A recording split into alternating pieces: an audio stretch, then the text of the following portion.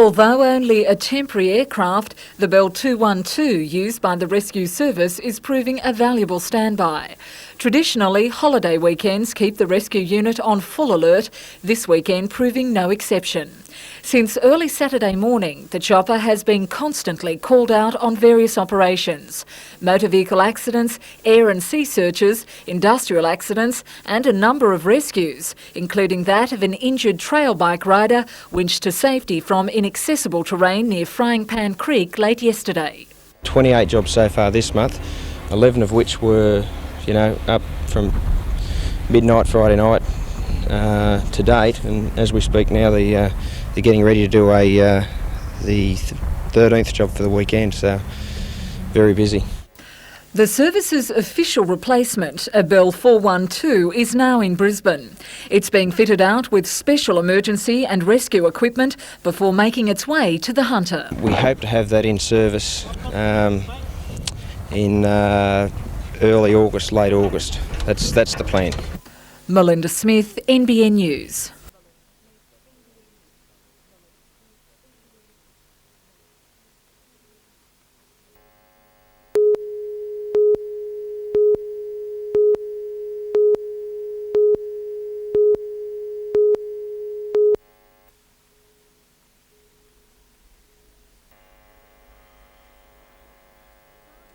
Father Time, an enemy to some, is a helpful ally to most antique dealers and collectors alike.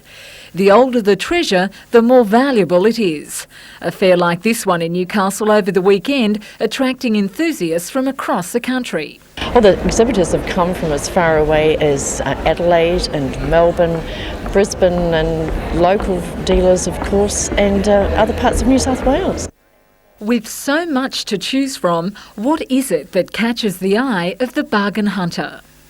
Everything, from a tiny little $2 article to a beautiful piece of furniture for lots of thousands of dollars. And for nearly $9,000, this cedar sideboard built in 1845 could be yours, or perhaps you'd prefer a Ukrainian icon painted in the 1700s and a steel at up to $4,000. For hundreds of dealers like Martin Williams, showing his wares around Australia is a way of life. I just like any old bar in mother-in-law's, I've just always started off collecting a bit of rubbish, and I just found it's an extension of a hobby. And now and again, if you're lucky, you get paid for it.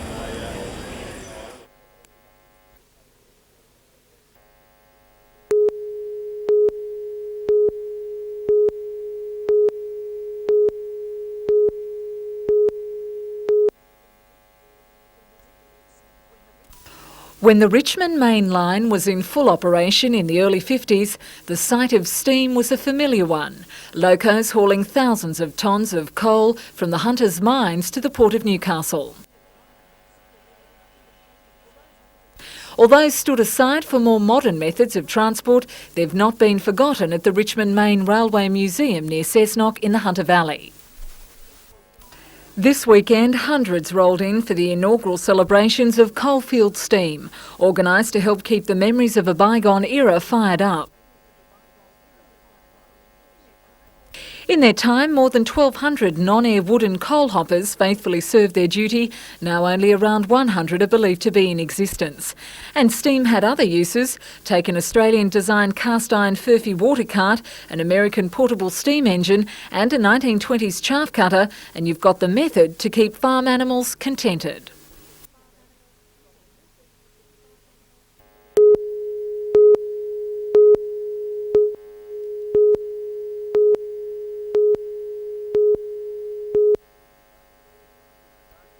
It was a day when all the night's bad habits came back to haunt them.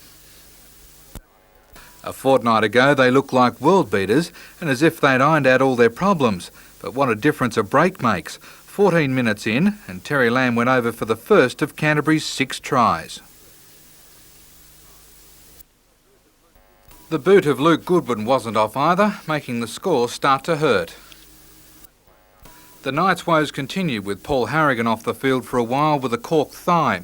He later came back on but wasn't running at full capacity. Canterbury could sense a side in trouble and with 10 minutes to go ran in 3 tries.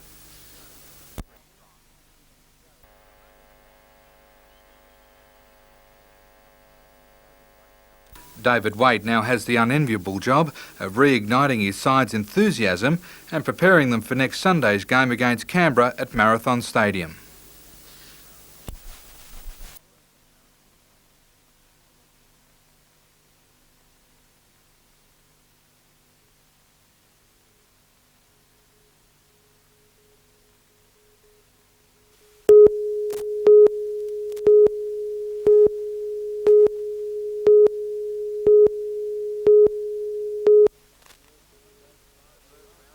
In the first round, David Ravu looked to have the bout under control, landing some good scoring punches. In fact, the judges had him ahead on points, but whatever Sess Waters whispered in Jimmy Thunder's ear must have been good, because he came out in the second round and dropped Ravu in less than a minute.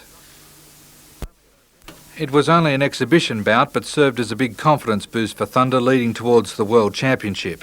In the cruiserweight division, Terrigal's Steve Unterholzer stepped into the ring with some heavyweight support of his own. The hometown crowd were in a frenzy when he threw a windmill to get the first round underway. Defending champion Ted Kofi wasn't fazed, and the pair settled down to the serious punching. By the end of the 12th round, neither boxer could hardly stand, let alone throw a punch, the judges deciding to let Kofi retain the belt on points.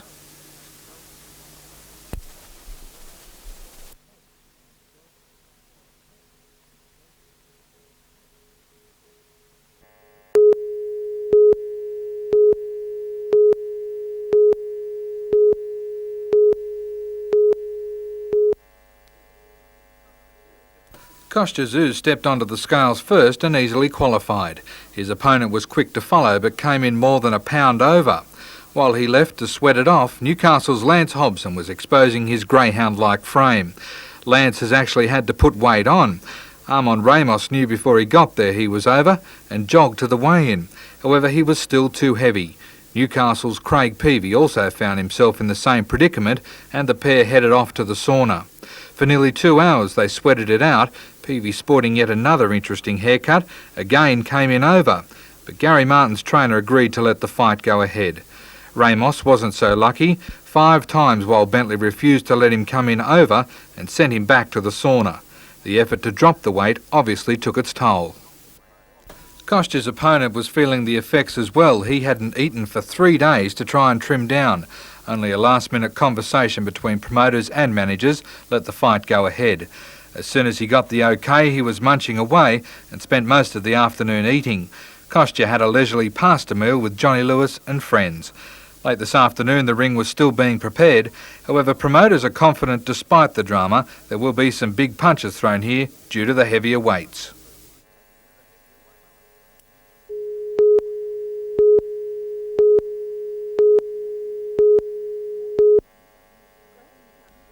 Grahamstown Dam is the main water supply for people in Newcastle, Lake Macquarie and the Lower Hunter. However, to cater for a growing population, Hunter Water Corporation wants to expand the dam's storage capacity. There's always population growth in the area, and we have to cater for that. You can't, if the population suddenly expands, build a new dam or provide storage straight away. We have to be ahead of that population increase. Concern has been expressed about the dam's safety. Alan Thornton says if adopted, the new design will also make Grahamstown more safe. How the expansion will affect the environment was the subject of a 9-month study. The results were released today. A number of issues were investigated, including the impact on wetlands, fauna, private properties and traffic in the region. Alan Thornton believes the environmental study has reinforced the corporation's view that the Grahamstown expansion project is the best option. He says it means a second dam won't have to be built, and that means a second valley won't have to be drowned. And the environmental impacts of expanding Grahamstown are minimal compared to the impacts if we had to go and build a new storage. The results of the environmental study are available for public comment. The government won't make a final decision about the proposal until the results are considered. Jane Anderson, NBN News.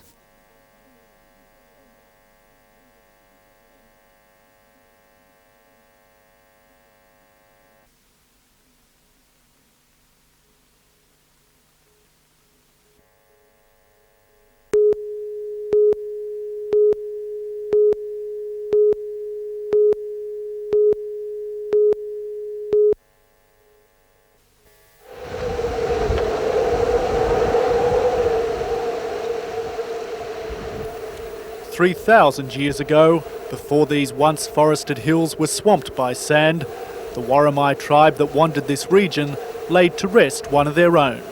Now that link to the past has been uncovered by the winds, and the skeletal remains discovered by two young campers 12 kilometres south of Barooby Point. It appears to be a young female around about 18 years of age. She doesn't appear to have been through any of the initiation rites, and there is a suggestion that there may have been a depressed fracture of the skull. As members of the Worimi Land Council were helping archaeologists to excavate the site today, no one was guessing how she could have died. But they believe she was buried alone on the edge of an old campsite. Now that the remains have been exposed to the 20th century, they're to be moved to somewhere safer. We'll be taking them back to our land at Tanilba Bay, and they shall be reburied there. The Aborigines say this skeleton is not the first significant item to be disturbed along the Bight. These mounds of shells or middens and stone implements indicate that a campsite was once nearby, that food was prepared right here. But the Worimi people say that these days, with so many four-wheel drive vehicles using the dunes, their heritage is literally being run over. As they're churned up, it's more of our heritage that has been eroded. Yes, I would like to see some protection over the middens. National Parks officers say while the area is designated as recreational, drivers should be taught why these mounds mean so much. Scott Bevan, NBN News.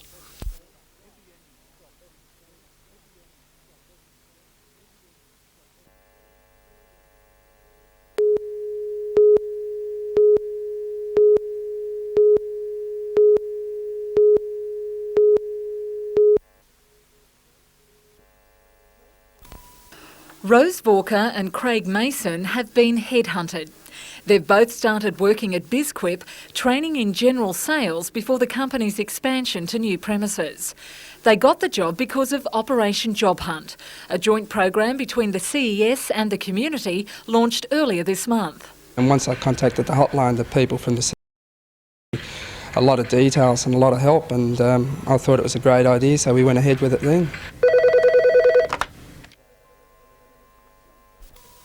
So far, the program has found jobs for 454 unemployed people, and it's a scheme with attractive wage subsidy incentives for employers. Our intention is to offer those employers who want to get people back into work financial assistance to help them get people started. Certainly in the Hunter, the intention is to try and do something about the problem of unemployment and move people back from unemployment into work.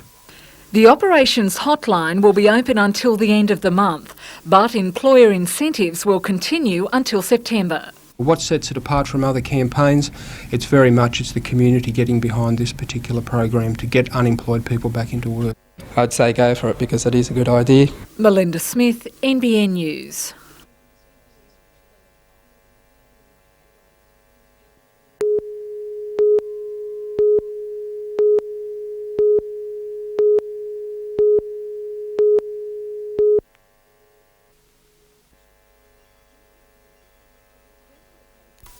Turning the pages has become second nature for 11-year-old Jodie Hill. During the past few weeks, she's read and read and read a total of 25 books, raising money in aid of research into multiple sclerosis. It involves a lot of time to read, and you have to ask for sponsors and do all the stuff. And all that stuff has taken a lot of organising, bringing in more than $6,000. I've done pie and cake drives, a few raffles. I've held a disco at my school. I've wrote some letters around to businesses, and I've got a few replies. Jodie knows all about MS. Her grandmother Beulah, the inspiration behind her efforts, was diagnosed with the disease 6 years ago. Affecting the central nervous system, there are more than 2,000 sufferers in New South Wales. And while she's hoping her efforts will help find a cure, the readathon has had an added bonus. I can read better. The MS Society has a target of $800,000 and says it welcomes all donations, big or small. Melinda Smith, NBN News.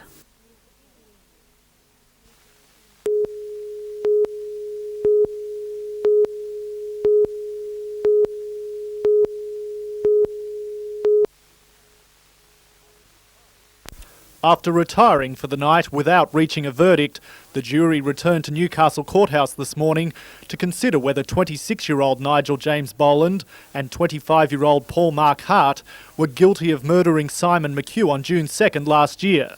The battered body of the 29-year-old promoter of a new parking coupon scheme was found floating in a weir on Cockle Creek on Newcastle's western outskirts. 2 days later, Boland and Hart were charged with his murder. After a 2-week trial and 4 hours of deliberation today, the jury returned a guilty verdict against both men. Both the accused received the guilty verdict with impassive expressions, but soon after Paul Hart turned to family members in the gallery who gestured to him to remain calm. Outside the court, 3 of Mr McHugh's 4 sisters said they felt relieved after an enormously stressful year. It's been devastating. Family's been devastated. I mean, it's changed our lives forever. While the Crown argued Boland and Hart met Simon McHugh at an inner-city hotel just hours before they killed him, Lucia believes there was no motive for the murder. It's basically thuggery, a thrill kill. The McHugh sisters phoned their mother in the United States with the news. She'd received medical advice to stay away from the trial. Following a request from Boland's barrister, Justice Studdard has held over sentencing of both the accused until Thursday, a day before what would have been Simon McHugh's 31st birthday. Scott Bevan, NBN News.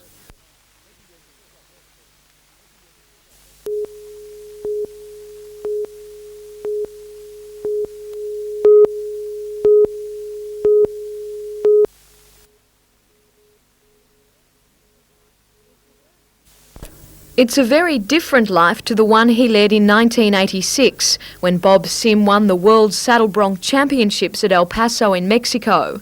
Life now moves at a different pace, but one thing that hasn't changed is his love of horses. Bob recently teamed up with fellow blacksmiths Andrew Skinner of Fennells Bay and Joel Stewart of Scone to represent New South Wales at the national titles in South Australia. All did well, but Bob was one of 4 selected in the Australian team to compete at next year's Calgary Stampede. He has the world titles within his sights. Go to Calgary in July next year. This year's team's already on their way. But that gives me 12 months now to practice up, because the competition over there is really tough. The times to make actual shoes are a lot shorter because the guys are all so good. Bob shoes a lot of competition horses. Among them is show jumper Rockstar, who belongs to his fiancée Gail Powell. Gail has had to overcome her own hurdles. In 1991, returning from the Adelaide show, Rockstar was one of 3 horses badly burnt in a road accident. Gail's persistence paid off this year. Rockstar was named champion horse at the Newcastle show and came 6th in the Australian Championships in Sydney. We work pretty good as a team. She does all the riding and I do the shoeing. Jodie McKay, NBN News.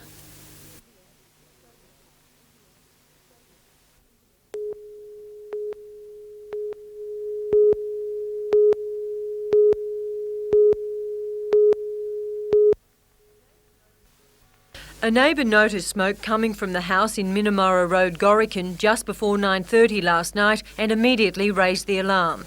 62-year-old Elaine Roberts was inside her house. The doors were all locked. Firefighters were on the scene within minutes, having to break into the smoke-clogged house. The fire was contained to the lounge room, where it's believed it started. An electric heater was later found face down on the lounge room floor. Elaine Roberts had collapsed on the kitchen floor. She was taken outside. However, efforts to revive her were unsuccessful. 2 dogs were also found dead inside the house. A post-mortem will be conducted on the woman's body tomorrow, and although the coroner will determine the cause of death, it's believed she may have died from smoke inhalation. Police say there were no suspicious circumstances.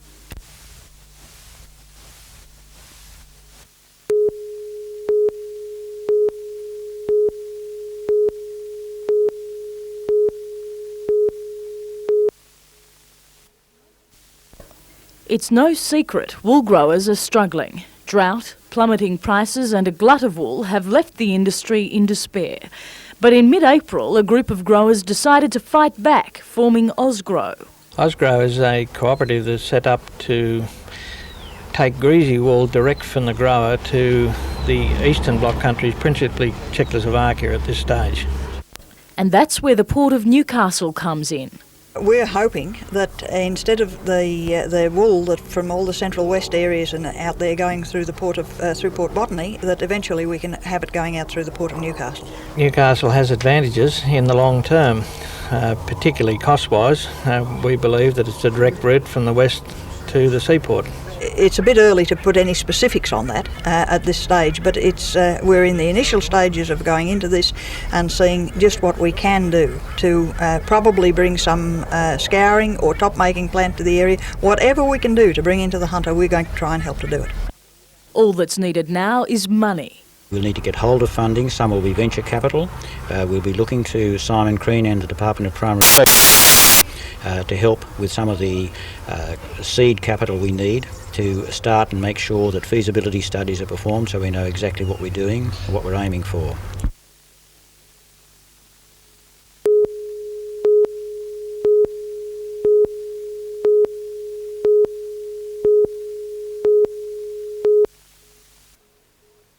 The ship may seem odd at first sight. It has a hole in the bow and the stern.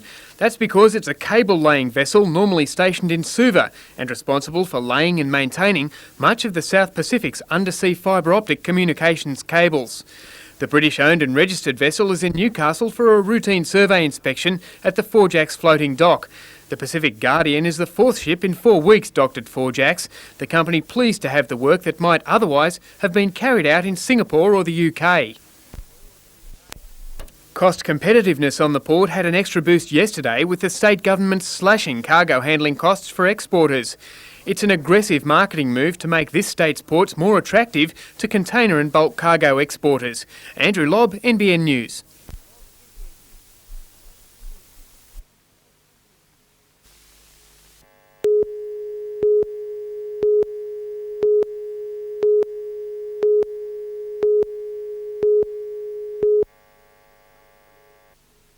Like many campuses, Newcastle Uni is spread out over a large area. Staff, students and security guards met today to discuss how to make it safer both day and night. Increased lighting, better bus services for students. Fourth-year student Vanessa Spiller echoed the sentiments of most people at the meeting. There was also a call for an increased presence of security guards and for the installation of emergency phones. The university is particularly concerned about a recent incident on campus. A few weeks ago, there was an attempted assault on a female student as she walked through the grounds of International House. He had made some offensive remarks to her and made an attempt to grab her. It was not so much what actually happened, but what might have happened that was a source of very grave concern to the university.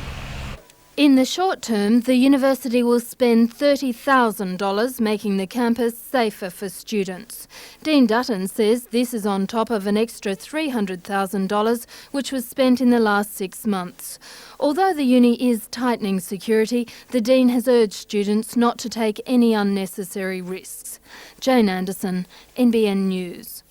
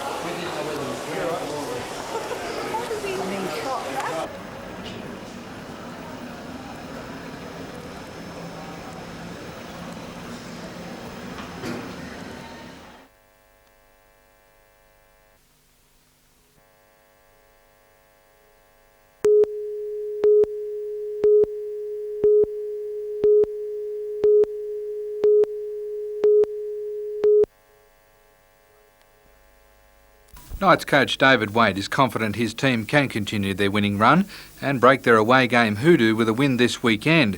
He's named a 17-man squad. Young guns Tim Madison, Steve Crow, Paul Marquette and Matthew Rodwell are all listed as reserves. However, Wade says the team that runs on will be drastically different due to injuries. We've got a large number of players to choose from. We'll probably throw them up on Sunday morning. No, on Thursday night we'll throw them up and come up with a combination. One man who is a definite starter, though, is Adam Muir. After making first grade when Paul Harrigan left for rep duties, he's put his stamp on the Newcastle game. I was confident, but I was always just a bit wary with the few blokes coming back of the calibre of Paul and Butsy, so you just don't know what's going to happen. Specialists have ruled Mark Glanville out for at least a week due to his throat injury. He will undergo further tests before being cleared to play again.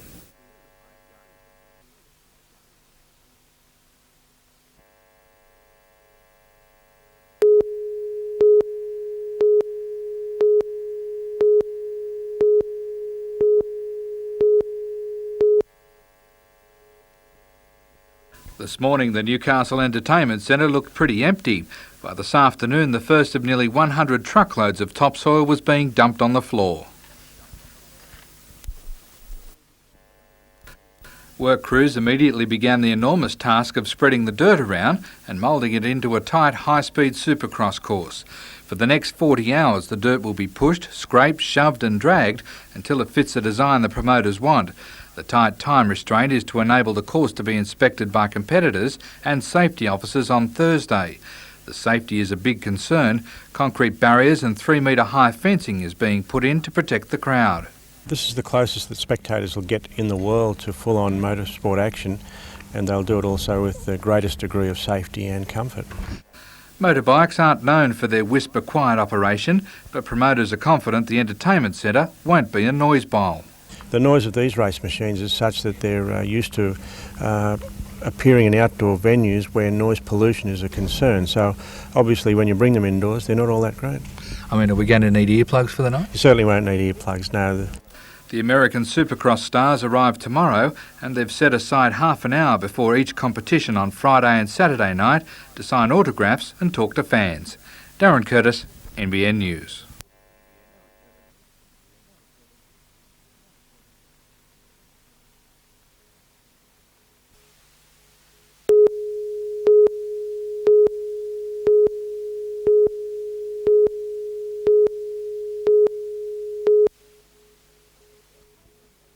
Occasionally, at the very time a distressed person reached out for help from Lifeline, this was the response. From today, all that's changed. The telephone counselling organisation has adopted a single national phone number. Lifeline can now be reached from anywhere in the country on 13114. The phone will be answered at the closest office. If that number's busy, it'll be diverted to somewhere else in the country. Unfortunately, the demand for our services has been such over the last few years that we just haven't been able to cope. And of course, when one centre is busy, another centre may have some capacity to take calls. Lifeline has provided a valuable counselling service for more than 30 years.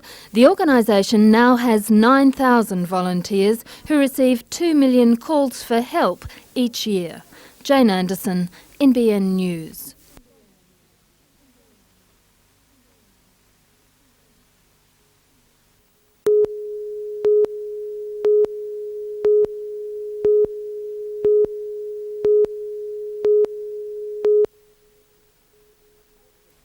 A call for assistance came from the bulk carrier Rhone, still shrouded in mist and waiting 6 kilometres off Newcastle early this morning. 2 of the ship's crew had tumbled into a hold after a ladder they were climbing gave way. The rescue helicopter made its first approach just after sunrise. The ship's crew stretchered a seriously injured 36-year-old Indian seaman to the helicopter. He was flown to Newcastle's John Hunter Hospital and is now in a satisfactory condition.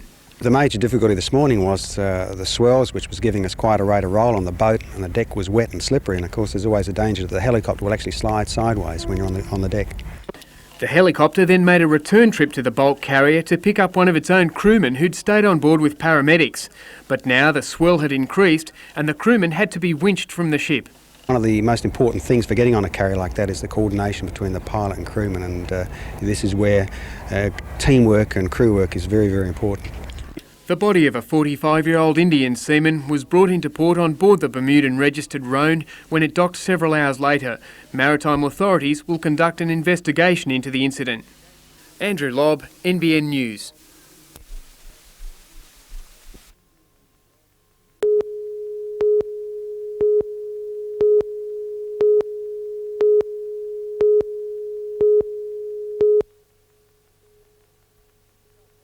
The New South Wales colony was little more than 30 years old when the first person was laid to rest in Morpeth Cemetery in 1821. But all those years are now taking their toll on many of the historic tombstones. A lot of the monuments, Scott, were in need of saving before they actually fell to the ground and smashed.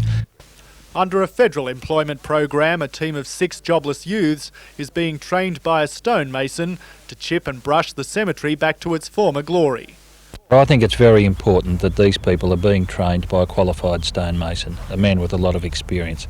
That in itself is very hard to get today. But not all the townsfolk are pleased with the work.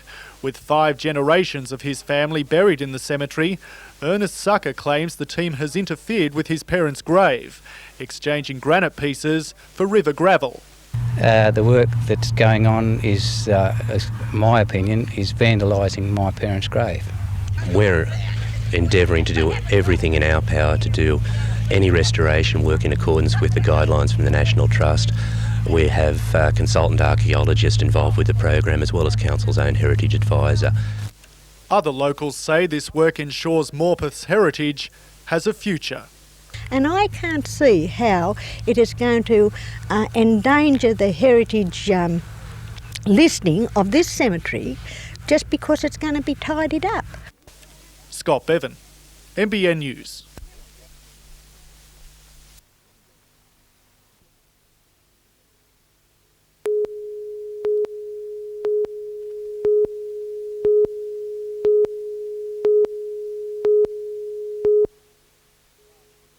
Glass of water on the table, but the topic of this barroom discussion was alcohol. Representatives of the Australian Hotels Association met with Chief Secretary Anne Cohen over the AHA's concerns that a state government plan to allow motels without licensed restaurants to serve liquor to guests would cut into the pub trade. Mrs. Cohen thinks the hoteliers are overreacting. What we are talking about is travellers who are obviously staying in the motel. They are tired, they are staying, they want to have a drink. It's estimated about 700 licences will be granted throughout the state, but the Chief Secretary says small motels serving liquor to their guests is hardly going to gulp down the profits of hotels. Well, I think the AHA tends to take a very strong line on any, relaxation of things given to other parts of the industry.